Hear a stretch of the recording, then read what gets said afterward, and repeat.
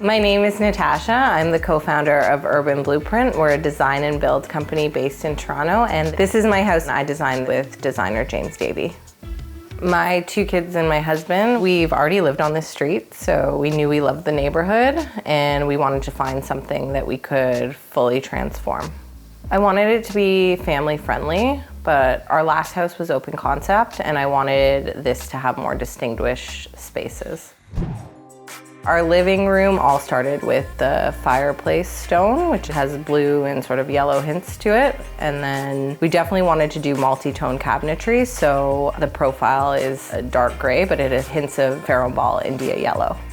Probably to the contrary of what my husband wanted, but I was adamant about no TV on the main floor. This is really where we hang out with our kids. We have board games in the cabinetry that we pull out and play with them, and just where we could spend time as a family while cooking dinner. Because our living room has multi-tone cabinetry, we wanted to keep the cabinetry in the kitchen flat panel and all one color. It has a blush undertone and the backsplash is back painted glass in blush color. The dining room I wanted to keep very formal. We went with a Philip Jeffrey grass cloth paper, but to give the dining room some depth, we painted the wall in like a dark gray as the mortar, and then we had our installer cut each piece of the wallpaper into masonry pattern. He said it was the craziest thing he's ever been asked to do, but I think the end result is pretty amazing. On the second floor, we have a sitting room that we use as our hangout space.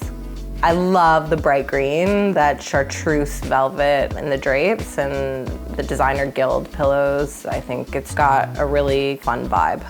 Augie, our dog, she's a yellow lab. She loves that couch. It's very cozy and she loves to perch up and look out the window. In the master bedroom, I wanted it to feel very feminine and colorful. It started with the Missoni fabric, which lines the cabinetry, and we pulled all the different colors from that. So the beautiful chandelier is from Residential Lighting. It's an antique Murano piece.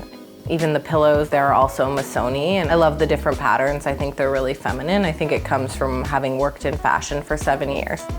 That cabinetry is for my husband's clothes, and our TV is inside that unit, so it's nice because you can just close up those 2 doors and it's just concealed.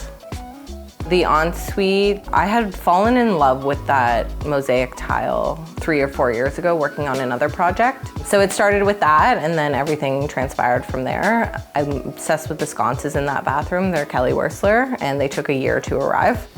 Why? They literally arrived last week. I don't know, but they took a long time. The third floor is my children's rooms. It's my favorite floor of the house. I think you can be really whimsical with kids' rooms. Our son's room has these parachute fun drapes from Sanderson. It's just got this sort of travel exploration theme to it, and he loves it. The nursery, everything's very soft and airy. Sophia has this Mongolian fur sheep next to her crib. It sort of watches over her, and I think just incorporating animals and dreaminess to kids' bedrooms is really fun. They share a bathroom, so it has a double vanity, which is great. It's got this black and white fun cement graphic tile, which we paired with a light blue subway tile. And tying in the rope that's in my son's room in the chandelier, just having that fun explorer theme to that floor, I think is just fun.